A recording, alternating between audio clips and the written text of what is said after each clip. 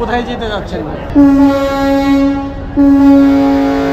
এটা কি শুধু ডেকের জন্য না কেবিন বা কেবিনও ছাড় দিয়েছে? কেবিনও ছাড় আছে। আমরা যাত্রী সেবার জন্যই থাকি। তাহলে বেশি বেশি করে প্রচার করে।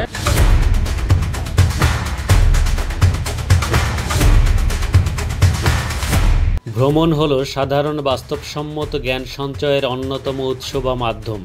কোনো স্থান সম্পর্কে হাজারবার গল্প শোনার চেয়ে একবার নিজে ভ্রমণ করে দেখা ঢের ভালো। হ্যাঁ প্রিয় দর্শক, তারই লক্ষ্যে আজ যাচ্ছি ঢাকার সদরঘাট থেকে বাংলার টাইটানিক খ্যাত সবথেকে বড় জাহাজ পারাবাত 18-তে চড়ে বরিশাল। ভ্রমণের সকল তথ্য উপাত্ত তুলে ধরার চেষ্টা করব এই ভিডিওতে, তাই মাসুম টাইমের সাথে থাকুন এবং দেখতে থাকুন সম্পূর্ণ ভিডিওটি।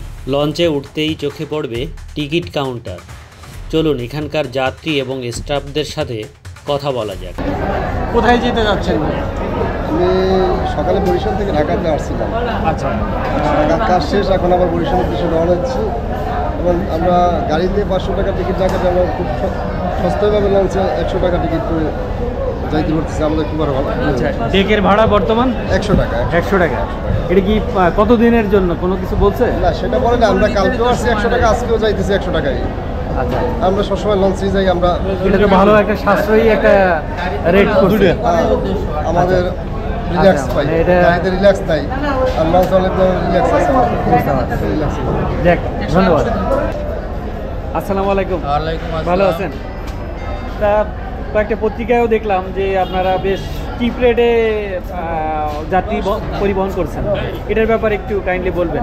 আসলে পদ্মা সেতু উদ্বোধনের পর সময় স্বল্পতা বাঁচানোর জন্য মানুষ বেশিরভাগ গাড়িমুখ হয়ে গেছিল। এখন এই যাত্রীদের গাড়ি থেকে লঞ্চমুখী করার উদ্দেশ্যেই আমাদের এই প্রোগ্রাম।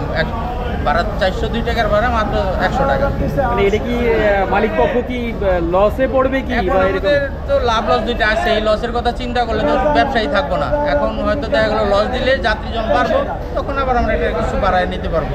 আচ্ছা, এটা কি শুধু ডেকের জন্য না কেবিন বা কেবিনও ছাড় দিয়েছে? কেবিনও ছাড় আছে। কেবিনের সার্ভিস কেবিনও ছাড় দিয়েছে, ডেকও ছাড় দিয়েছে। এটা কতদিনের জন্য বলবৎ থাকবে?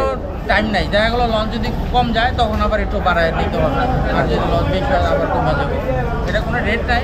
যাত্রী পারলে আবার কমায় দিচ্ছি, 200টা পারাবো। ওকে ওকে, ধন্যবাদ। আমি আপনাদের টিকিটে দেখলাম যে মোটর সাইকেল এটা পরিবহন নিষেধ। সেক্ষেত্রে আমি তো কয়েকটা মোটর সাইকেল দেখতে পাচ্ছি। সর্বোচ্চ 10টা নিতে পারবো আর কি। এটা ঈদের সময় ছিল, এখন হয়তো কিছু বেশি যায় আর কি। ধন্যবাদ। না, এটা অনেকের প্রয়োজন হয় অনেক। আমার 100টা কেবিন ভাড়া হয়েছে, 100 জনের 100টা মোটর সাইকেল আছে। এই 10টা কাঠটা নিবো, এটা একটা গ্যাঞ্জাম পাই, ঝামেলা পাবো, যার কারণে কেবিন ভাড়া হলে 2-4টা যাবো। খালি একবারে বাদ করতে হবে, আর নাহলে যার বুকিং হবে তার নিতে হবে, কারণ সে তো মোটর সাইকেল দিয়ে লঞ্চে যাবে না। তা তো যাবে না। লঞ্চেরটা ছাইরে লঞ্চের গুলো বেশি ফলো করে প্রচার করে, ঠিক আছে, যাতে লঞ্চে যাত্রীরা যায়। তাহলে ব্যবসাটা টিকবে না। আজকে আমি আপনাদের যাত্রীও। ও আজকে যাত্রীও। তাহলে বেশি বেশি করে প্রচার করে। এই বিলাসবহুল একটা লঞ্চ কত খরচ, এই খরচটা উঠে রাখা বিশাল ব্যাপার। আমরা পুরানা কোম্পানি দেখে একটু কোনোরকম টিকা আছে আর কি। মালিকের যদি এরকম অভাব থাকতো তাহলে ব্যবসা বহু থাকি সদরঘাট আউট হয়ে যেত। আমরাই সদরঘাটটা ধরে রাখছি।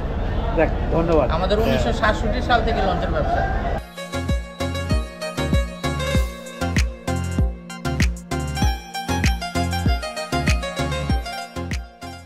এটা হলো লঞ্চের নিচতলা, যেটা ডেক শ্রেণী নামে পরিচিত। এই ডেকের জনপ্রতি রেগুলার ভাড়া হলো ঢাকা টু বরিশাল 404 টাকা, কিন্তু বর্তমানে একটা বিশেষ অফারে এখন এর ভাড়া মাত্র 100 টাকা করা হয়েছে, যার কারণে বাসের যাত্রী লঞ্চমুখী হয়েছে অনেক বেশি।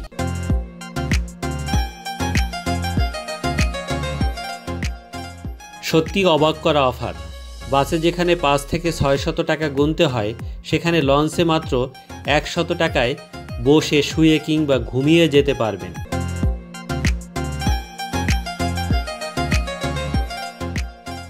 চলুন এবার দ্বিতীয় তলায় যাওয়া যাক।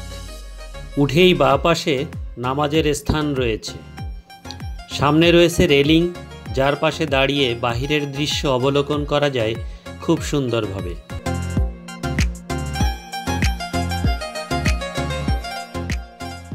লঞ্চের পাশ ঘেঁষে পিছনের দিকে যাওয়া যাক।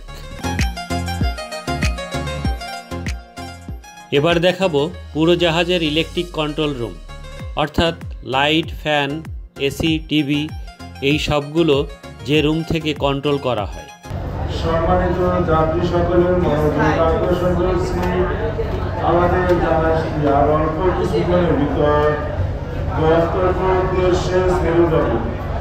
যাত্রাপথে যারা আমাদের সাথে থাকছেন না তাদেরকে জাহাজ ত্যাগ করার জন্য অনুরোধ করা যাচ্ছে। সব ইলেকট্রিক যত যন্ত্রপাতি আছে, এসির লাইন, কেবিনের লাইন, ফ্যানের লাইন, নিশ্চয় ডেকের লাইন সম্পূর্ণই এই কন্ট্রোল রুম থেকে নিয়ন্ত্রণ করা হয়।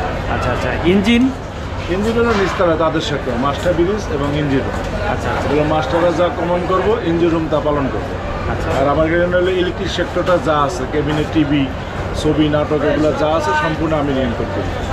এইখানে কন্ট্রোল রুমতে ওগুলোই হয়, ইলেকট্রিসিটিগুলো আর হলো ছবি টবি দেখা এই আর কি। আর একটু আপনার মূল হলো এসি লাইনগুলো, এসি অফ করা অন করা সম্পূর্ণ এটা কন্ট্রোল রুমের ভিতরে আমার। ইলেকট্রিক সেক্টরটা আমার আর কি। আর মাস্টার ব্রিজ হলো তারা ড্রাইভিং করা আর ড্রাইভারের নিয়ম হচ্ছে ইঞ্জিন চালানো, কমানো, বাড়ানো, এটা হলো ইঞ্জিন। ধন্যবাদ। এটা হলো এসি, এটা হলো সম্পূর্ণ এসি সেক্টর। এই বেকারগুলো দিয়ে সম্পূর্ণ এসি নিয়ন্ত্রণ হয়। আর এগুলো সব হলো কেবিনের লাইন, নিচতলা ডেকের লাইন, ফ্যানের লাইন, এগুলো হলো এগুলো।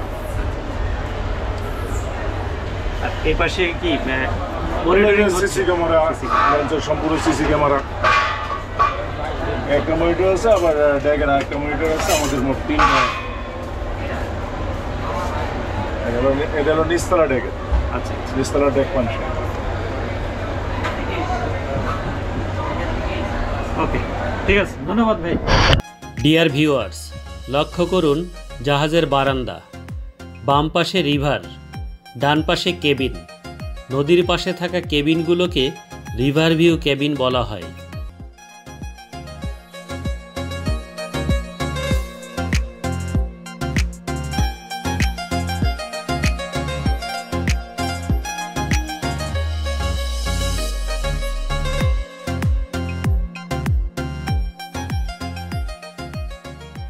এই ইনার সাইডের যে কেবিনগুলো দেখা যাচ্ছে এগুলো সব এসি কেবিন।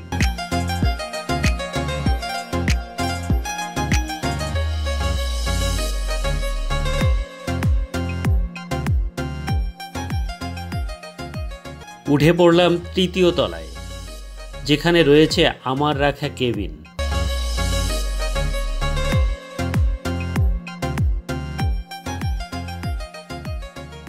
কেবিনের বাহিরে বারান্দায় সারিবদ্ধভাবে চেয়ার টেবিল সাজানো, সেখানে বসে কফি খেতে খেতে উপভোগ করতে লাগলাম বুড়িগঙ্গা নদীর অপরূপ দৃশ্য।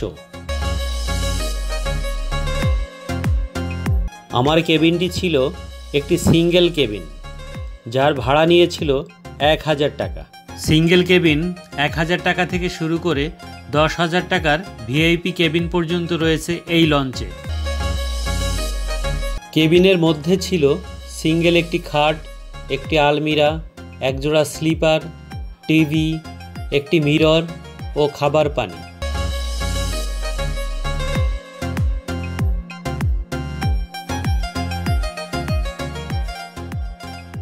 চলুন এবার যাওয়া যাক জাহাজের ছাদে। আমাদের পারাবাদ 18 এর পাশে ছিল সুন্দরবন 16। এই লঞ্চটির গেটআপও ছিল চমৎকার।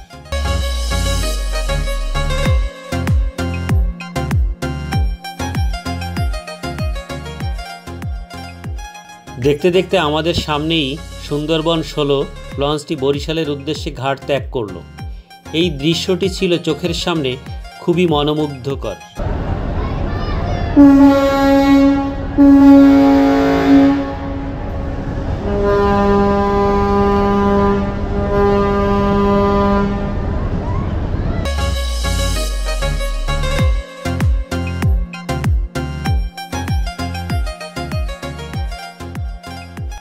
সুন্দরবন 16 ছেড়ে যাওয়ার 2 মিনিট পরই রাত 9টা 30 মিনিটে আমাদের পারাবাদ 18 ঘাট ত্যাগ করলো আমাদের গন্তব্যের উদ্দেশ্যে।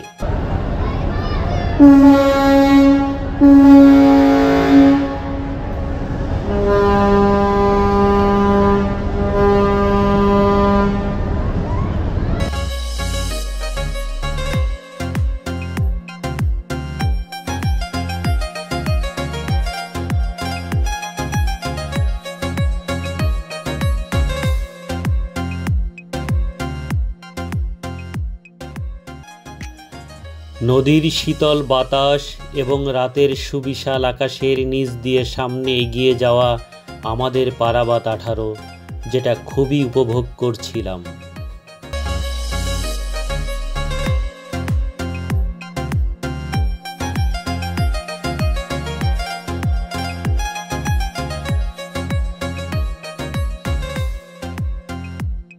প্রিয় দর্শক, এরপর রাত 1টার দিকে কেবিনে এসে ঘুমিয়ে পড়লাম।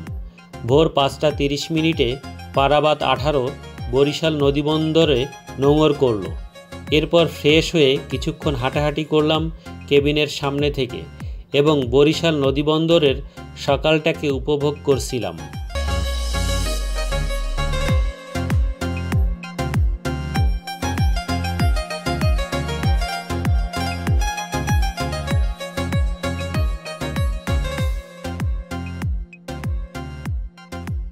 সকাল 7টার দিকে লঞ্চ থেকে নেমে একটি প্রাইভেট কার করে সবার সেই সুপরিচিত গাবখান সেতুর উপর দিয়ে চলে আসলাম পিরোজপুরের চরখালি ফেরিঘাট।